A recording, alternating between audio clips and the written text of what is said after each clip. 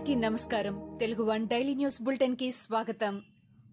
జనవరి 5, 2021 ఈనాటి ముఖ్యాంశాలు.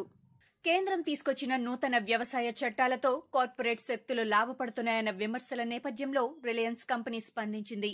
కాంట్రాక్టు వ్యవసాయం లేదా కార్పొరేట్ వ్యవసాయంలోకి తాము ప్రవేశించమని ప్రకటన చేసింది. అంతేకాకుండా రైతుల నుంచి వ్యవసాయ భూములను కూడా కొనుగోలు చేసే ఆలోచన తమకు లేదని స్పష్టం చేసింది. భవిష్యత్తులో కూడా వీటిపై తమ దృష్టి నిలపమని రిలయన్స్ తెలిపింది. రైతుల నుంచి నేరుగా తాము పంటలను కొనుగోలు చేయమని, కేవలం ప్రభుత్వం ప్రకటించిన కనీస మద్దతు ధర ప్రకారం మాత్రమే తమ సరఫరాదారులు కొనుగోలు చేస్తారని పేర్కొంది. బీహార్ రాజకీయాలు రోజుకో మలుపు తిరుగుతున్నాయి. జేడీయూ నుంచి 17 మంది ఎమ్మెల్యేలు ఆర్జేడీలో చేరడానికి సిద్దమైపోయారంటూ ఆర్జేడీ నేతలు ప్రకటించిన కొన్ని రోజులకే రాజ్యసభ సభ్యుడు సుశీల్ మోదీ మరో సంచలన వ్యాఖ్యలు చేశారు. జైలు నుంచే లాలూ ప్రసాద్ యాదవ్ తమ ప్రభుత్వాన్ని అస్థిరపరచాలని కుట్రలు పన్నుతున్నారని తీవ్రంగా ఆరోపించారు. జైలు నియమ నిబంధనలను ఉల్లంఘించి మరీ లాలూ ఈ కుట్రకు తెరలేపుతున్నారని, ప్రతిరోజు కార్యకర్తలకు ఫోన్లు చేస్తూ వ్యూహాలను రచిస్తున్నారని సుశీల్ మోదీ వ్యాఖ్యానించారు. భారతదేశంలో త్వరలోనే అతిపెద్ద కోవిడ్-19 వ్యాక్సిన్ డ్రైవ్ ప్రారంభం కానున్నట్టు ప్రధాని మోదీ తెలిపారు. నేషనల్ మెట్రాలజీ కాంక్లేవ్ 2021 ను ఉద్దేశించి ప్రధాని ప్రారంభోపన్యాసం చేశారు.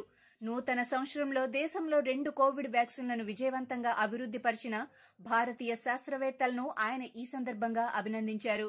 భారతదేశం చేపట్టబోయే కోవిడ్ వ్యాక్సినేషన్ ప్రపంచంలోనే అతిపెద్ద వ్యాక్సినేషన్ కార్యక్రమమని, ఇది త్వరలోనే ప్రారంభమవుతోందని చెప్పారు. నాగార్జున సాగర్ ప్రాజెక్టు జల విద్యుత్ కేంద్రంలో అగ్ని ప్రమాదం సంభవించింది. ప్రధాన జల విద్యుత్ ఉత్పాదన కేంద్రంలో విద్యుత్ ఉత్పత్తి జరుగుతున్న సమయంలో జల విద్యుత్ కేంద్రం వెలుపల ఉన్న ట్రాన్స్ఫార్మర్ నుంచి ఒక్కసారిగా మంటలు చెలరేగాయి. దీంతో వెంటనే అప్రమత్తమైన అధికారులు మంటలను ఆర్పేందుకు ప్రయత్నించారు. మంటలు సకాలంలో అదుపులోకి రావడంతో పెను ప్రమాదం తప్పింది. దీంతో అధికారులు, అక్కడి సిబ్బంది ఊపిరి పీల్చుకున్నారు. అయితే విద్యుత్ ఉత్పత్తి జరుగుతున్న సమయంలో అకస్మాత్తుగా మంటలు ఎలా వచ్చాయనేది తెలియాల్సి ఉంది. ప్రమాద కారణాలపై అధికారులు విచారణ చేపట్టారు. కాంగ్రెస్ సీనియర్ నేత, మాజీ ఎమ్మెల్యే దొంతి మాధవరెడ్డికి త్రుటిలో ప్రమాదం తప్పింది. వరంగల్ హైదరాబాద్ జాతీయ రహదారిపై హన్మకొండ నుంచి హైదరాబాద్ వెళ్తున్న క్రమంలో ఆయన కారు బైక్ ను తప్పించబోయి పక్కనే ఉన్న కాలువలోకి దూసుకువెళ్లింది. కారులోని ఎయిర్ బెలూన్స్ ఓపెన్ కావడంతో ఆయన స్వల్ప గాయాలతో బయటపడ్డారు. కానీ డ్రైవర్తో పాటు మరో వ్యక్తికి తీవ్ర గాయాలయ్యాయని అంటున్నారు. వారిని మెరుగైన చికిత్స నిమిత్తం హైదరాబాద్కి తరలించారు. తిరుపతిలో జరిగిన పోలీస్ డ్యూటీ మీట్లో విగ్రహాల ధ్వంసంపై ఏపీ సీఎం జగన్ వివాదాస్పద వ్యాఖ్యలు చేశారు. ఈ విధ్వంసం వెనుక ప్రతిపక్షాలు ఉన్నాయనే విధంగా ఆయన మాట్లాడారు. వర్చువల్ విధానంలో ఏపీ పోలీస్ డ్యూటీ మీట్ ప్రారంభించిన సీఎం జగన్ ఈ వ్యాఖ్యలు చేశారు. ఎండోమెంట్ పరిధిలోకి కూడా రాని తెలుగుదేశం నేత పర్యవేక్షణలో ఉన్న వాటిలో ఈ ఘటనలు జరుగుతున్నాయంటూ సంచలన వ్యాఖ్యలు చేశారు. పద్దతి ప్రకారం కుట్రలు చేస్తున్నారని, పొలిటికల్ గొరిల్లా వార్ జరుగుతోందని వ్యాఖ్యానించారు. ప్రభుత్వానికి, పోలీసులకు చెడ్డ పేరు తేవడానికి ప్రయత్నం చేస్తున్నారని, వీటిని ఎలా అరికట్టాలన్న దానిపై కూడా మేధోమథనం చేయాలని సీఎం జగన్ అన్నారు. హోంమంత్రి సుచరితకు కోపం వచ్చింది. పట్టరాని ఆవేశంతో స్టేజ్ పైనే ఆమె తీవ్ర స్థాయిలో ఆగ్రహం వ్యక్తం చేశారు.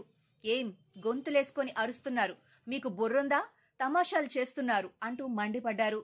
తమకు ఇళ్ల స్థలాలు ఎందుకు మంజూరు కాలేదంటూ కొందరు ఎస్సీ మహిళలు ఆమెను గట్టిగా నిలదీయడమే ఇందుకు కారణం.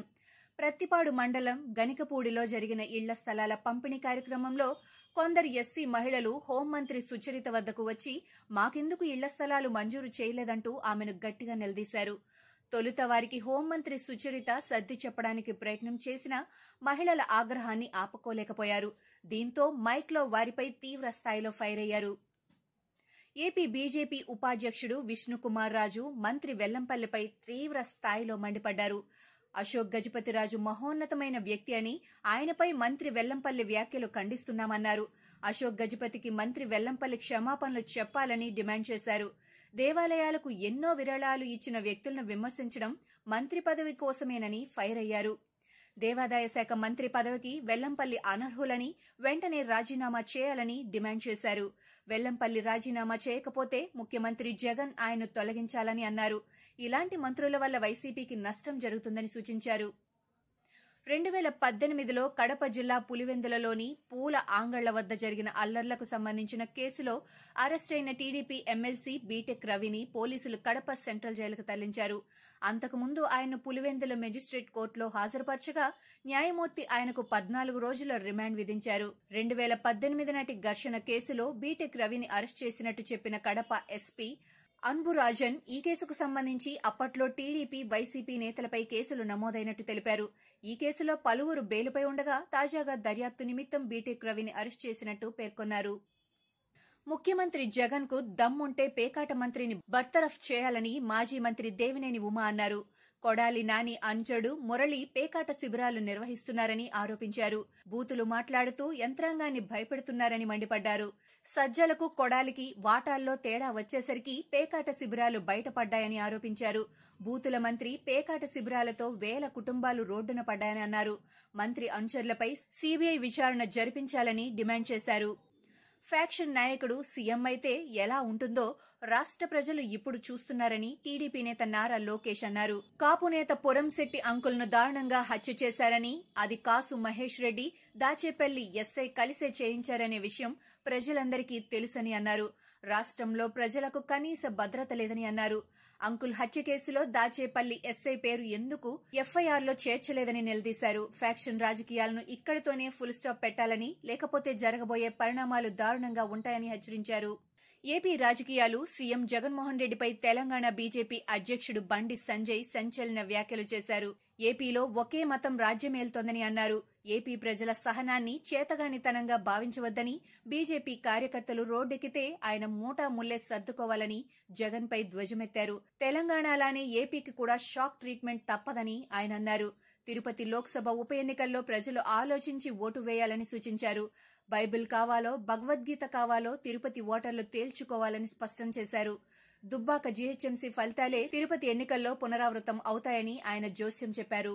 ఏపీలో కరోనా వ్యాప్తి కనిష్ట స్థాయికి పడిపోయింది. గడిచిన 24 గంటల్లో 29,714 కరోనా పరీక్షలు నిర్వహించగా 128 మందికి పాజిటివ్ అని నిర్ధారణ అయింది. అదే సమయంలో 252 మంది కోవిడ్ నుంచి కోలుకోగా 3 మరణించారు.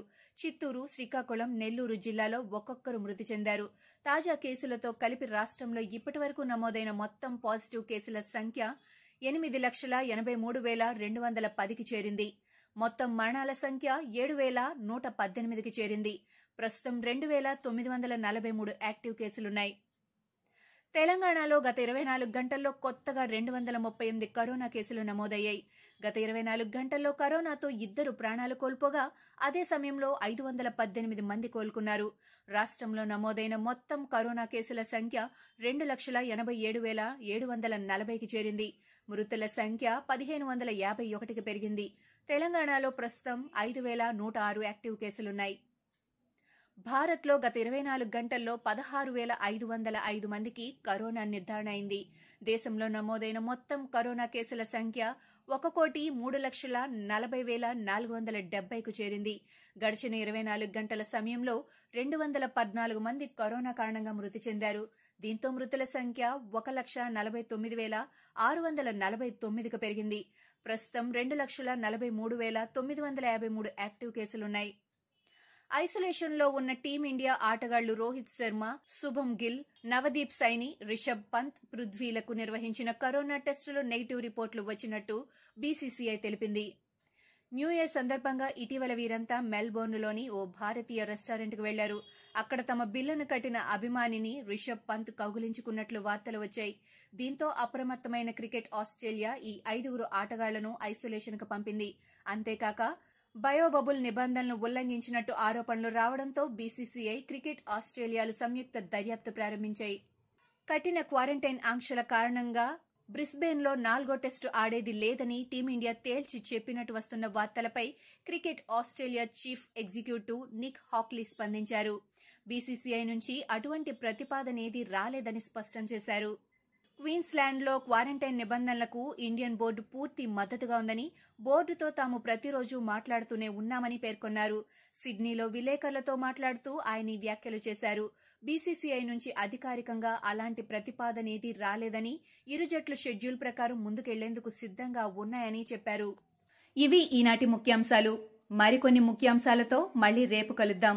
ఈ షోని క్రమం తప్పకుండా వినాలనుకుంటే మీరు ఈ షో వింటున్న ప్లాట్ఫామ్లో కానీ లేదా గూగుల్ పాడ్కాస్ట్, యాపిల్ పాడ్కాస్ట్, గానా మరియు ఏ ఇతర పాడ్కాస్ట్ యాప్లోనైనా సెర్చ్ చేసి సబ్స్క్రైబ్ అవ్వండి. కొత్త ఎపిసోడ్ వచ్చినప్పుడు మీకు అప్డేట్ వస్తుంది. అంతవరకు సెలవు, నమస్కారం. క్రికెట్ అంటే నా దృష్టిలో ఒక మ్యాజిక్. అసలు ఆకలి మర్చిపోయి ఆడిన రోజులు అవి, క్లాసులు ఎగ్గొట్టి ఆడిన రోజులు. అంతేకాదు, అనుకున్నది సాధించడం కోసం ఏమైనా చేయొచ్చు అని నేర్పేదే క్రికెట్. నాకు క్రికెట్ ఏంటంటే probability, predictability and team work. And ఈ షోలో ఇవన్నిటిని కలగలిపి మేము డిస్కస్ చేయబోతున్నాం. ఇద్దరు దోస్తులు కూర్చొని క్రికెట్ గురించి మాట్లాడుతూ పోట్లాడుతూ చేసే అల్లరి మీరు కూడా వినాలి అనుకుంటున్నారా? అయితే స్పాటిఫైలో కానీ, గూగుల్ పాడ్కాస్ట్ లో కానీ, లేదా యాపిల్ యూజర్ అయితే యాపిల్ పాడ్కాస్ట్ లో తెలుగు వన్ క్రికెట్ పాడ్కాస్ట్ అని సెర్చ్ చేసి వినండి. గుర్తుంది కదా, Telugu one cricket podcast with Muralikrishna and RJ Abhilash.